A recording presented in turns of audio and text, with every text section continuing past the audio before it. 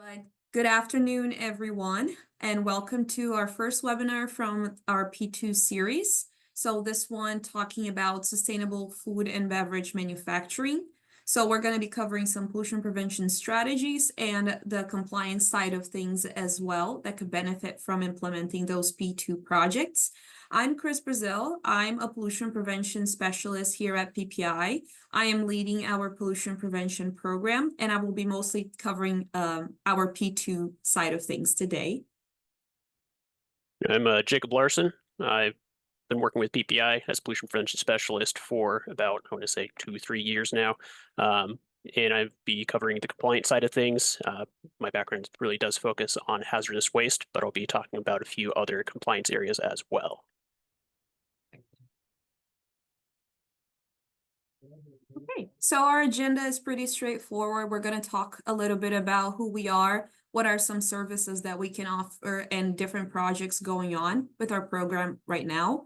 We're going to do a brief overview of some different processes covered or common in the food and beverage manufacturing industry, and then some of the pollution prevention strategies that we've been seeing in this industry and how this could benefit in terms of compliance. So we're going to leave about 10 minutes at the end for Q&A. So when the time comes, feel free to unmute yourself for questions, or you can post questions in the chat and we can cover those at the end of the talk. So to start, the Pollution Prevention Institute was founded in 1989, and we're part of the College of Engineering, the department called Engineering Extension. We are a 100% grant-funded program. Currently, we are funded by the EPA and KDHE. And our main goal is non-regulatory. We focus really on the education and technical assistance side of things. And one of the things that we do is we host the Kansas Small Business Environmental Assistance Program. And something about SBEEP is that each state happens to have an SBEEP. It's something that was actually put in place in 1990 by the Clean Air Act that required each state to have an SBEEP. And it just so happens that here at K-State, we operate the Kansas SBEEP. And so it's SBEEPs were put in place as a way to assist small businesses with understanding and complying with the Clean Air Act due to its complexities. And it's geared towards small businesses specifically because the understanding that small businesses don't necessarily have the money or the personnel to comply with environmental regulation. So there's an undue burden for small businesses. So as mentioned, SBEEPs are mostly focused on air, but here in Kansas, we also assist businesses on topics of hazardous waste, stormwater, and then we also put in some pollution prevention as well with our assistance. Our definition for small business is for 100 employees or less.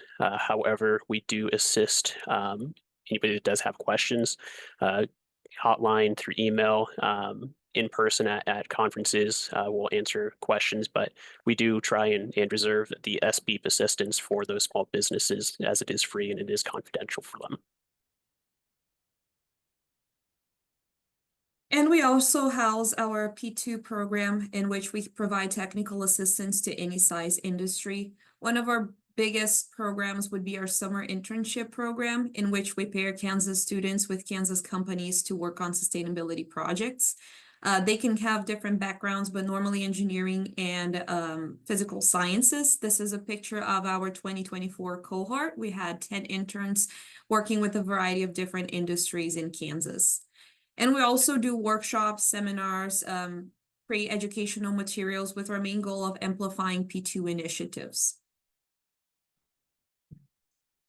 And what's going on in our P2 program right now? So since we are grant funded, the types of projects, although the core component of P2 stays quite strong, we sometimes have different types of projects going on. So we were just awarded 2 new pollution prevention grants by the EPA. So that was announced at the end of last month. And we currently have 3 grants in-house with also different types of projects and initiatives, which includes our internship program. So we are accepting applications. If you're interested in hosting an intern in 2025, we have different types of internships as well, from 1-day shorter internships. Intern just stops by your facility and work on 1 or 2 smaller projects. And we have the full-time intern program, so 10 weeks on site with you to advance your sustainability goals and improve your overall efficiencies in the processes. We have some match opportunities available that can cover a big chunk, basically 50% of your costs. So if you want to find out if you qualify, please shoot us an email and we can figure out if you qualify for this match opportunity. But we do work with any industry under the internship program. We are also working, we're going to start working on a green brewery initiative in 2025. That's part of our new grant, the new P2 grant. And we're going to be helping this industry sector improve their efficiencies and also collectively come up with a green brewery label, so we can highlight those businesses that are taking next steps in becoming more efficient and reducing their environmental footprint. And we will have some environmental justice community events starting in 2025 as well, with our goal of bringing together all important stakeholders in environmental decisions, so industry, communities, and education, the education side of things as well. So you can check our website. We always keep it updated, and soon we're going to be adding more and more information about the new grants.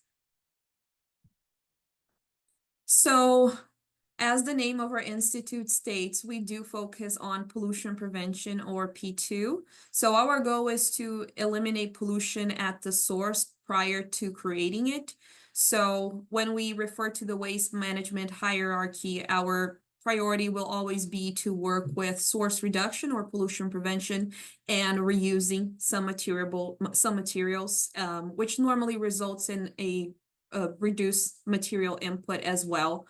So sometimes we do have some different grants that help us with the other categories as well, but our core is definitely pollution prevention projects. And we do that by trying to change the material, changing the process or the technology to achieve source reduction. And all of our projects focus a lot on the triple bottom line. We work with projects that will benefit people, planet, and also profit. So we do want this to be always a win-win for the company and the environment. So our main goal, therefore, is going to be to protect our state.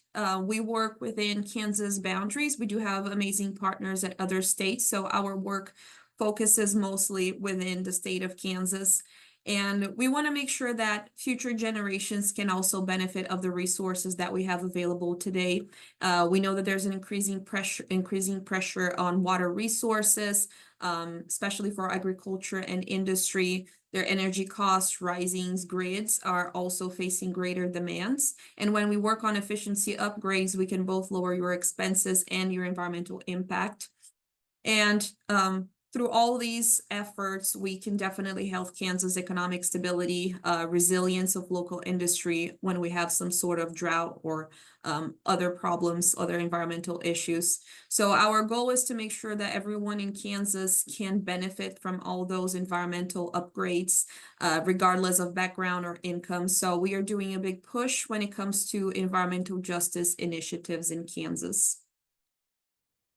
The main idea is that when we have cleaner operations, we have healthier communities. And as an industry, you can make a choice, like using a safer chemical or improving your waste management, enhancing energy efficiency. So this not only helps you become more efficient, but also helps your workers and the community that surrounds you. So why food and beverage? And as I mentioned, EPA is funding our P2 program right now. And EPA has come up with some main focuses areas or national emphasis areas. And the first one is the food and beverage manufacturing and processing industry.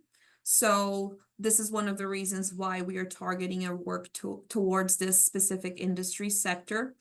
And I took a picture of the toxics release inventory data from 2023. And we had, and Jacob is going to briefly mention about TRI later on, but the idea is some companies are required to report some specific chemicals.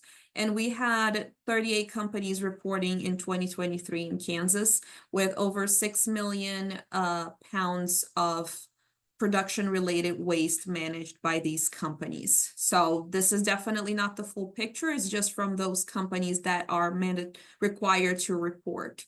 But we had different types of releases on-site and off-site, which means basically they were transferred someone else for disposal, recycling, or energy recovery. But there is definitely a lot of potential for reducing those numbers. So overall, the food and beverage industry can have so many different types of process. It really depends on the product, but some common energy areas, for example, include refrigeration, different types of ovens and boilers, lighting, HVAC systems, compressed air, different types of motors for your production line. When it comes to water, water is an important resource for many different types of processes, cleaning, cooling, and processing some specific food and beverage, and sometimes as an actual ingredient for some products as well. So when it comes to air pollution and chemicals, definitely a lot of chemicals being used for cleaning, sanitization, oil extractions, refrigerants, sterilization, fermentation processes, a lot of dust sometimes generated from grain handling and processing. And also different types of waste being generated. So lots of organic matter, nutrients, other contaminants that can become a source of water pollution as well. And also some products have a lower shelf life, so that's also something that can be a big source of waste. And as I mentioned, we are focusing on those specific NEAs that EPA has been targeting, including food and beverage industry. And this is a map from one of EPA's tools. It's called the P2EJ Facility Mapping Tool. And what this tool basically shows us are industries in this sector that are present in the areas that are considered disadvantaged environmentally speaking. So they may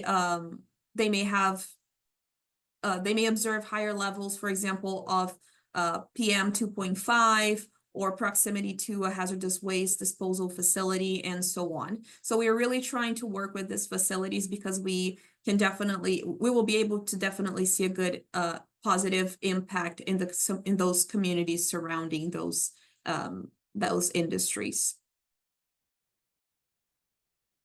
So areas to be covered in the next part of the presentation. So under the pollution prevention side of things, our four core areas would include energy efficiency projects, water conservation, air pollution reduction, and waste reduction. And we definitely going to be tackling just a few of the different types of projects we've worked with in the past. We have more than 100 case summaries posted on our website covering a variety of different projects and areas. So we're going to cover a few different ones here, and then Jacob is going to cover the compliance side of things. Right. So out of the different types of compliance, I figured we'd talk about air quality, water quality, talk about hazardous waste, and then TRI. Now, as I was looking at the different potential projects in this specific sector, keep in mind that these considerations are focused on Kansas regulations and may not necessarily be applicable to other states. The considerations that that we'll be going over are by no means exhaustive. Regulations are very complicated, and there are quite a few components to them that would not necessarily fit into a 1-hour webinar. So just keep that in mind. These are high-level considerations when it comes to P2 projects for air quality, water quality, hazardous waste, and a bit of TRI.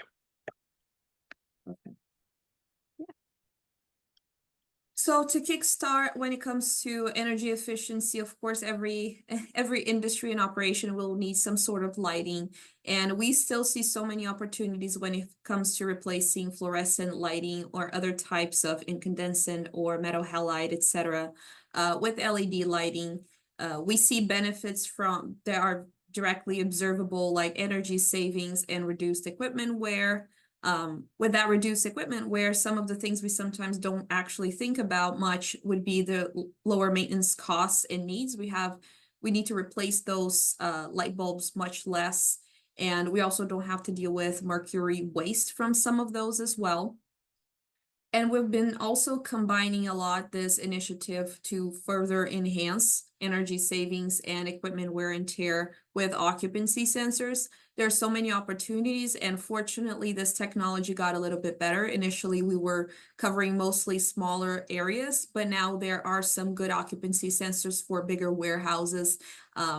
And there's definitely an opportunity for that. We still work with a lot of companies that are wanting to make that transition. And touching back again on a topic that we always like to think about when we're coming up with a pollution prevention solution for any sort of problem you have, we try to think about those three main areas: profit, planet, and people. So for a lighting audit, for example, getting those LEDs in and an occupancy sensor, we're talking about cost savings. From our current experience, really short payback periods. We always try to make sure that whatever project we recommend to the company, it falls within your desired payback period. We have also longer lifespan of products, so overall a really good positive profit-wise for a company. When it comes to the planet, we have less emissions from electricity. A lot of our electricity coming from the grid comes from burning fossil fuels. So if we can reduce that, great for everyone. Also the reduced waste from bulbs. And when it comes to people, also less hazardous materials, less mercury.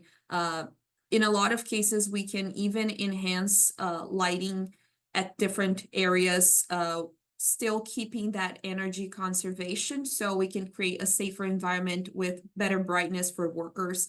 And also that reduced maintenance hassles sometimes can involve less risk. For example, if you have to have people going up a scissor lift or some stairs to make those replacements, that can be considerably reduced. So we always try to look at projects with this whole concept in mind, trying to think about all the different benefits. So another area of energy efficiency that we've been seeing clear benefit from is involving motors. So a lot of industries have different types of motors, pumps, etc. And variable frequency drive or variable speed drive motors are a great opportunity for a lot of companies. We can reduce energy consumption, again, prolonging equipment lifespan, reducing maintenance costs, and sometimes that extra power in the motor results in extra heat, and you might have to do some extra cooling to make sure that you keep that environment at the correct temperature. So one thing that we can do, and we're seeing clear benefits from, is figuring out if you have an opportunity to implement a variable frequency drive motor. You have varying load demands. What are the potential, what is the current energy usage and the potential savings if we can definitely have that load adjusted with the VFD. And just a simple calculation with affinity law for power, if you reduce your rotating equipment speed by only 20%, you can reduce the input power requirements by 50. So those are things that can really make a difference, especially if you have a lot of motors at your facility. We also still work a lot with compressed air. We understand that compressed air is a big component of a lot of different industries. I don't think we've ever been to a facility without compressed air, at least industrial facilities. And in some facilities that can represent more than 30% of your total energy expenditures. And the overall efficiency of compressor systems can be pretty low. So when we look at all that, we always try to work with companies trying to do frequent audits, searching for leaks that can help reduce waste. We have on the right a picture of one of our interns using one of our ultrasonic leak detectors. So we can use a specific equipment to pinpoint where exactly is the leak and how much that leak is costing the company. That normally helps and incentivize companies to implement that as a regular maintenance schedule. So there are a lot of different types of opportunities, compressed air valves, looking into alternative equipment options, diaphragm pumps. So a lot of different opportunities, definitely still for compressed air, even lowering the overall pressure of the system. Sometimes companies keep pressure up to 150 psi, but maybe 120 will be more than enough for the type of tools you're using. And just to depict, and we always try to look at this because, again, we need a lot of electricity to generate compressed air, and even a small leak of 1/16 inches of diameter can cost almost $1,000 per year, and a larger leak up to over $3,000 per year. So for us, it's a really important part of our P2 work whenever we go to a company is try to help them with their compressed air. And other areas include boilers, ovens, and its overall systems. So sizing is one thing that we've been looking at recently. Sometimes, the company doesn't really need that much power anymore.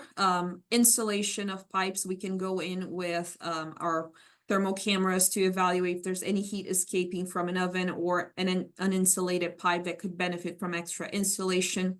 And even changing the technology, we are seeing a lot of companies trying to get away from gas equipment and trying to switch to all electric. We did have a boiler replacement case this summer with a company. They shut down half of their production line and they had this massive boiler that was definitely much more than what they needed. And they decided to go with electric heaters. And they saw some very significant savings with payback period of a few months.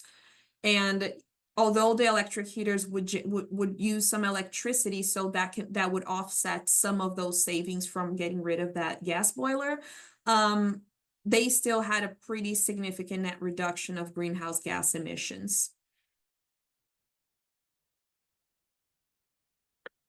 So speaking about the actual compliance benefits from some of those energy efficiency projects, it really comes down to reducing a facility's potential to emit of certain air pollutants.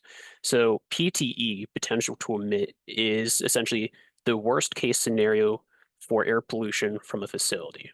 So you would go through your facility and look at all of your equipment, your processes that could be emitting pollution, such as volatile organic compounds, particulate matter, hazardous air pollutants.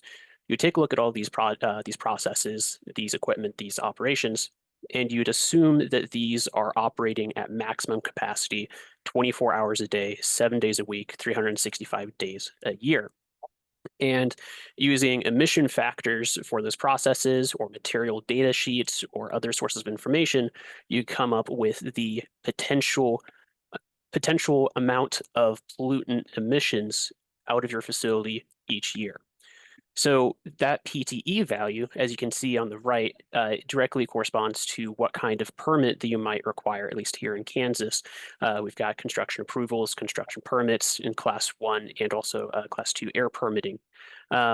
So if, for instance, you are able to reduce your potential to emit by downsizing a boiler, a natural gas-fired boiler, or ovens, or if you're able to replace equipment with something that is more efficient and ultimately would not pollute as much, then you'd be able to reduce your PTE. If you're able to reduce your PTE below a permit threshold, boom, bam, you've reduced your compliance burden. Another factor there is your potential to emit can be used to determine if your facility is considered a major source of air pollution or an area source of air pollution. And if you happen to reduce your PTE to the point that you're an area source, then you're going to impact what kind of NESHAPs your facility would be subject to. And NESHAPs are the national emission standards for hazardous air pollutants. Had to think on that one for a little bit. But taking a look at the list of niche apps that might be applicable to the food and beverage industry, I found 4 of them. And so we've got the DDDDD niche app, which is for major sources that have boilers. There's the JJJJJJ niche app, which is for area sources that use boilers. And then we have ZZZZ, which are for engines, which apply to both major and area sources. However, the distinction there is that there are different requirements if you're a major source versus if you're an area source. And then we have GGGG, which is for vegetable oil production, but is only applicable to major sources. So say, for instance, you're in vegetable oil production and you were previously a major source and you implement some P2 projects that ultimately lower your PTE to the point that you're an area source, then no longer are you subject to that GGGG niche app, and you don't have to worry about all the applicable requirements to meet that niche app. Here in Kansas, there's an additional consideration where if you're not subject to a construction permit, but you are subject to a niche app, then you are subject to a construction approval, with a few exceptions. So once again, if you're able to change your niche app and eliminate the requirement to be subject to a niche app, then you would not be subject to that construction approval. So it's a very interesting topic. And if you are interested in actually calculating your PTE values, the Kansas SBEEP, we've got a number of calculators on our website, going over boilers, engines, grain elevators, a number of other emission sources. But there's also the national SBEEP page where you can see the PTE calculators that are available from all the other states.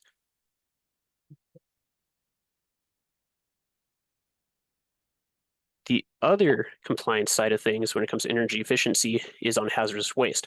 Now, I have a note there in red because it's very, it might apply, it might not apply. So essentially, the energy efficiency projects that we talked about included lights.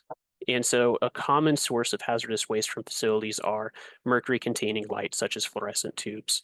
Now, the thing is that if you are managing that waste as hazardous waste, then that is counting towards your hazardous waste, your monthly hazardous waste count. And that can impact what hazardous waste generator category you are.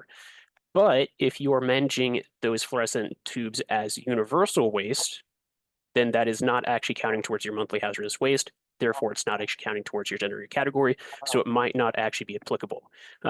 If you don't know how you're managing your fluorescent tubes, if you have them, take a look. If you are currently managing them as hazardous waste, try to manage them as universal waste. It ultimately results in them being recycled, which is good in sustainability-wise. But ultimately, if you just replace them with LEDs, you don't have to worry about managing them as universal waste in the first place. So still a net benefit. Just to give a little bit of background there, here in Kansas, we do have 4 different kinds of hazardous waste generator categories. We have conditionally exempt small quantity generators, Kansas small quantity generators, and large quantity generators. At the federal level, you don't have Kansas small quantity generators. I believe they changed the smallest classification to a different name. But ultimately, each of those generator categories are based off of the actual amount of hazardous waste a facility produces each month. So if you are able to reduce your hazardous waste generation per month to be a lower threshold so that you are a lower category, you are ultimately able to save on compliance costs. You have less burden the lesser category you go.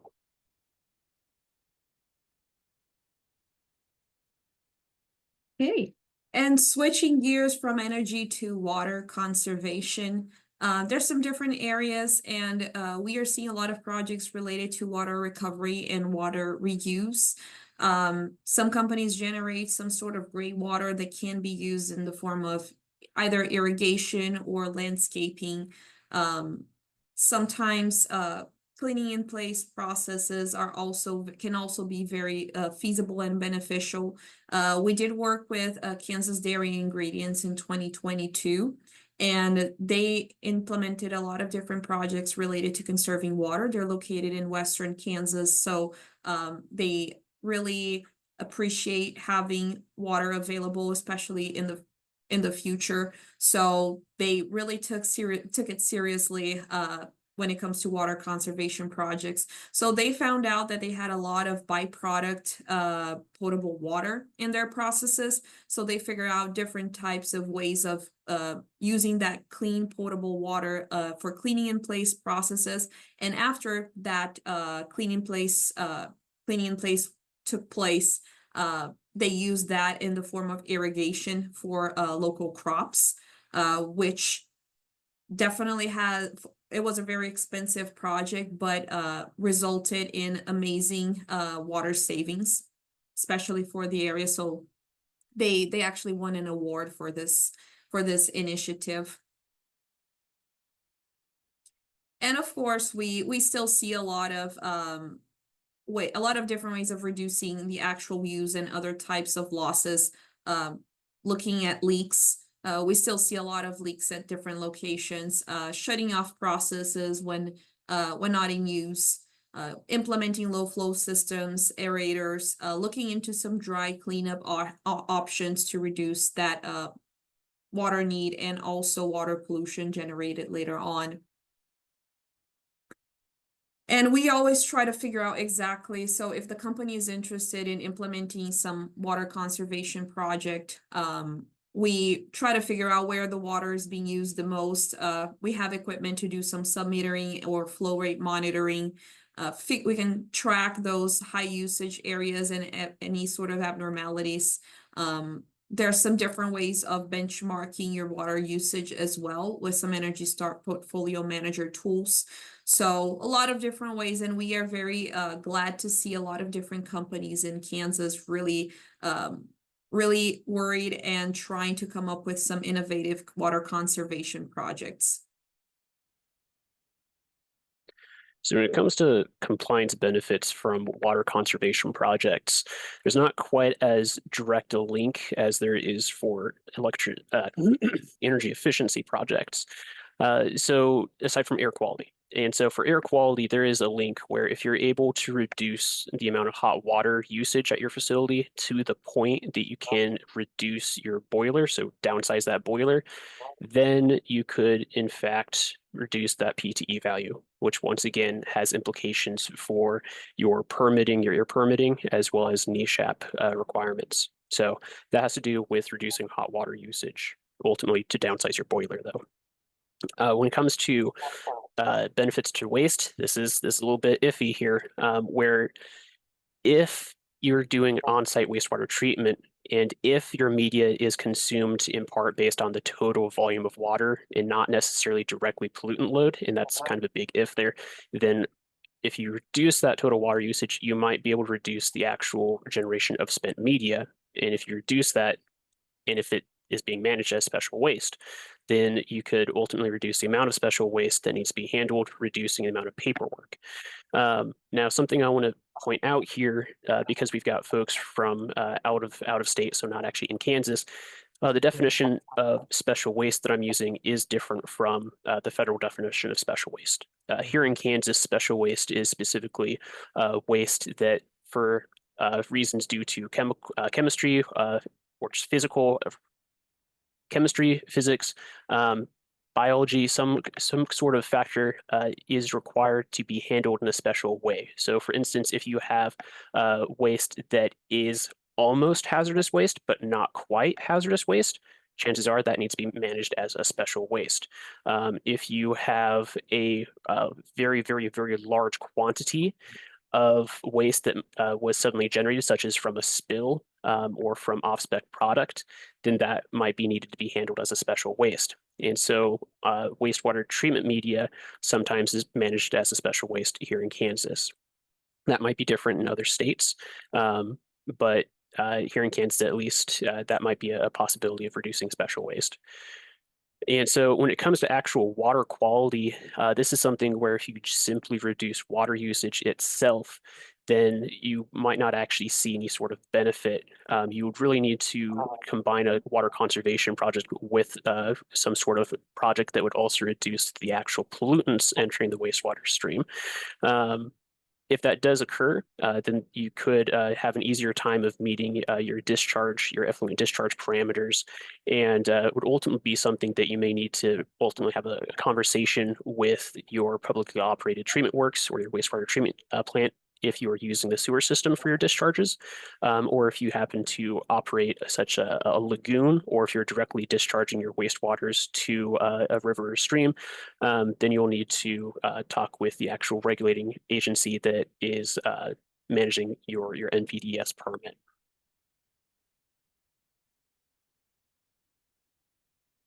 So another area related to now air pollution reduction. So in the case of dust emitting operations, there are a lot of different strategies that can be implemented to do some sort of P2 work. So if we can figure out a way of reducing the need for air filters, which the whole system in a lot of cases, of course, requires resources, replacement of those filters, and energy to power them on. Adjusting milling speeds to reduce the amount of dust being generated can be done. There's some different types of technologies available. So some companies can try to implement some wet milling or different nozzle types that can reduce that overspray. Different ventilation systems that can reduce the energy consumption overall. And again, energy efficient equipment can definitely be implemented. Variable frequency drive, again, can be a great opportunity depending on the type of process and the specific situation. Also, when it comes to solvents and cleaners, so some of them can be hazardous air pollutants or volatile organic compounds. So trying to replace those chemicals with something that is less or non-toxic can also be looked at. So in terms of compliance benefits, just as with water conservation and energy efficiency, we're looking at reducing PTE values for a facility as a way to reduce the burden to meet air quality standards. So if you are able to eliminate an emission source as a way of reducing your air pollution, then that directly does reduce that PTE value and could reduce those applicable burdens.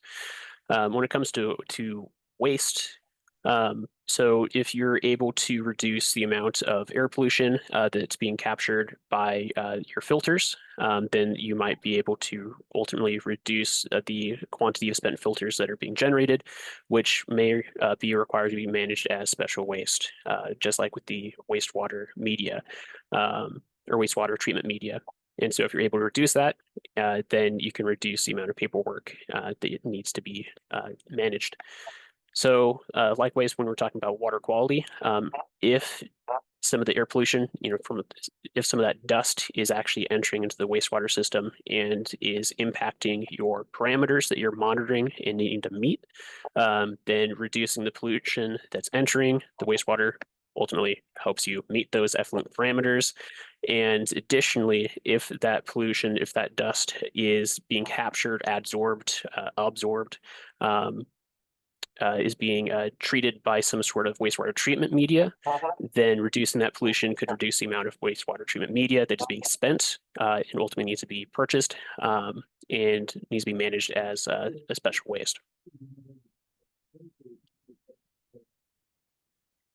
Great. And for waste reduction, there are a lot of different strategies that can be looked at when it comes to advancing inventory control to reduce any sort of spoilage or any sort of waste. Taking a look at refrigerants, switching to low global warming potential alternatives, working on that preventive maintenance, making sure equipment is working appropriately. And there's also the packaging side of things. We understand that that's a big component for food and beverage industry. So redesigning some of that packaging alternatives, looking for better materials, less that maybe can reduce the amount of materials needed. So less input resources can also sometimes benefit in terms of transportation. So looking into lighter options, and that can also impact diesel, for example, that trucks might need to transport all those packages. And when it comes to cleaning and sanitizing, there's some different interesting resources that we work with, and we thought it would be interesting to share here. So EPA, for example, has a safer choice label. You can find some certified products by their program on their website. There are also some great tools from the Toxics Usage Reduction Institute at the University of Massachusetts in Lowell. One tool is called Cleaner Solution, and it's a very helpful tool to find potential solvent replacements. They have this really large database of tests that they have done in the past with different types of solvents and substrate and contaminants, and they go ahead and report if that did work or not for cleaning purposes. And all the reports are available there. So they are definitely a resource that companies can look into. And if they don't really have exactly what you're looking for, you can also order a test with them. They have another tool called P2 Oasis, and in this tool, you can actually go over different types of chemicals and compare different types of risks. So they have a scale, and you can compare if you're making that switch, if you're improving, risk when it comes to environmental health and safety, and so on. So this is another great tool. And we are definitely also interested, since we're going to be working with breweries next year, and they also have some publications related to specific cleaners and sanitizers used in the brewing industry. So they also have that publication available on their website to reference. So we're talking about compliance benefits for waste reduction, specifically for air quality. Once again, talking about PTE reduction. So if you do replace cleaners that are emitting VOCs to cleaners that do not emit VOCs, then that ultimately reduces actual pollution, but also reduces the potential pollution, which, as previously described and discussed, can reduce permitting burdens. When it comes to waste, so if the waste that is being generated happens to be hazardous, then if you reduce the quantity of hazardous waste per month to the point, well, if you reduce it enough, then you can ultimately go down in generated categories, which reduces the burden. And then when it comes to special waste, which is not hazardous waste, at least here in Kansas, different definitions once again between here in Kansas to the EPA. If you reduce the total quantity of certain special wastes, you might not actually have to manage that waste as a special waste in the first place, depending on its attributes. Some of the kinds of projects that would really look like would be improving your efficiencies, swapping chemicals, replacing materials and whatnot. And something I also want to mention is improving efficiencies or improving management practices such that you can reduce the chance of spills or off-spec materials from occurring. If you can reduce those from happening, then that's pollution prevention, but you can also prevent certain compliance issues. So we recently had a facility that contacted us about some off-spec material that had an acidity that was just below the limit for hazardous waste for corrosivity. And so it would need to be managed as a hazardous waste. And they had enough of it that they would have gone up in generated category and needed to start complying with additional regulations. So trying to prevent any of that from happening is a good idea, both from P2's perspective, a cost perspective, as well as a compliance perspective. When it comes to water quality, this is a little bit potentially a stretch here, but if you improve your inventory management practices to the point that you have less waste, you have less material that you have to purchase and keep on hand on inventory, you might open up some space. And if you're storing materials outdoors and you're able to move those materials from outdoors to this newly created space, then you might be able to apply for something called a stormwater no exposure certificate. So this industry sector is subject to stormwater regulations. And so if you're able to bring all your materials and goods indoors or otherwise cover anything that is outdoors, you might be able to apply for that no exposure certificate, which eases the burden from having to comply with certain general stormwater permitting requirements. lastly, we've got the toxics release inventory, where essentially if you can reduce your inventory of certain materials that are required to be reported on for TRI, if you reduce that below a certain threshold, then you reduce your reporting requirements. Okay, and so to wrap things up, we really wanted to show a couple of examples of some of those case summaries that I referred to in the beginning. So this is a final product from interns that go through our internship program. So in this case, for example, Darren, mechanical engineering student from KU at that time, worked with Smithfield Foods, and he worked on a variety of different types of projects. I guess the main focus here was energy conservation in the form of gas or electricity.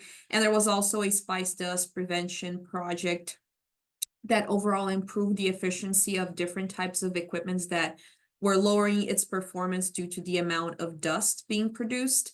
So he worked with different types of nozzles. The full details are on our website, so you can check out. But the company saw some potential projects that can help them save about $27,000 per year, and definitely a lot of energy. And also in 2017, we had an intern placed with Tyson Foods. So I think this one is in Emporia, Kansas. And also a big focus in energy conservation, but a lot of water conservation initiatives as well. So we see, the classic compressed air. Like I said, we still always, whenever feasible, we go in and we do that audit because we always see some clear environmental and cost savings from a compressed air leak audit and fixing those, of course.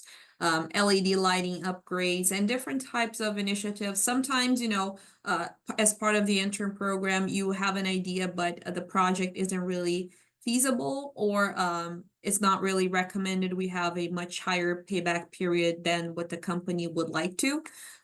So we always work with the company to make sure that we are helping you achieve your goals as well. So to wrap up, how do I start if I want to, start implementing some source reduction projects at my facility? So we do a free evaluation of operations. So in a lot of cases, the company has everything, predefined. They know exactly what they're looking for and the types of projects. So in this case, companies can strictly reach out to us with their project ideas, and we just check out to see if it's a good fit for the program. But in some cases, we go in and we help identify those projects as well with a trained eye. Then you can pick what is your priority, what exactly are you trying to focus on right now, and you can host an intern. So we have applications due by the end of January. So this is definitely the time to apply if you're considering hosting an intern next summer. We do the whole we definitely have flexibility, but overall we can do the hiring process. We do training, we place interns. Sometimes companies identify their own interns, but we can find the intern, we can place, and also mentor them throughout the whole summer. So they get our full support during their whole 11 full weeks of internship. They have 1 week of training with us, and then those 10 weeks on site working with the company. And they can help you with so many different things. Sometimes when they go in, they see even other things that we couldn't, because we normally do a 1-day site visit. After they spend a couple of weeks, they can observe other potential projects to be looked at. They can help you find solutions for the problems that you have in hand. And they provide you with a detailed report at the end. So a technical report that's confidential to your company.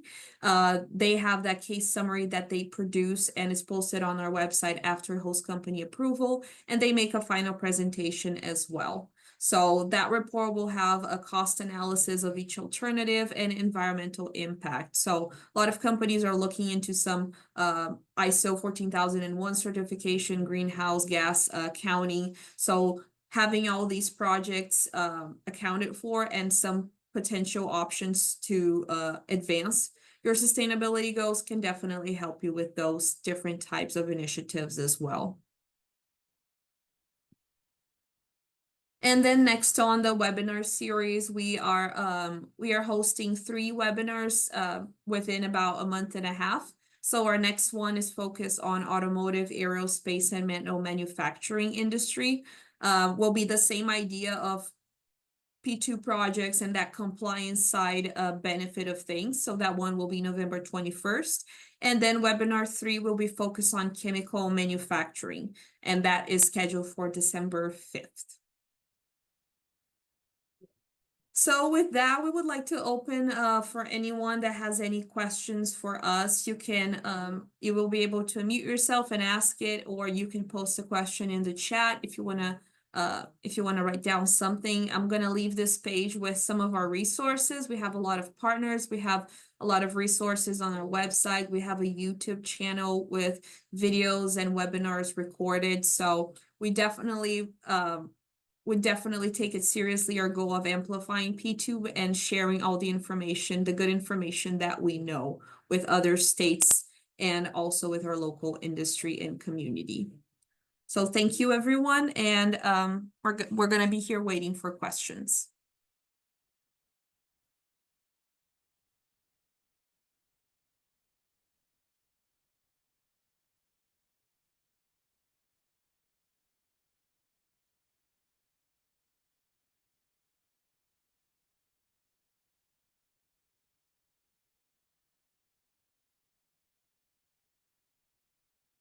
I see nothing in the chat.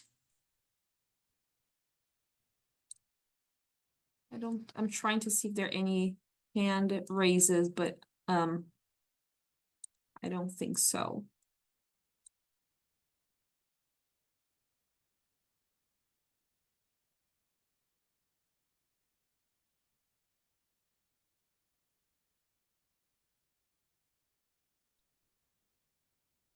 Should we go ahead and call it? Okay. Give back a few minutes, 5 minutes. Yeah, we're going to give you guys back a few minutes. Well, thank you for your time. We really appreciate it. Feel free to reach out if you have any further questions.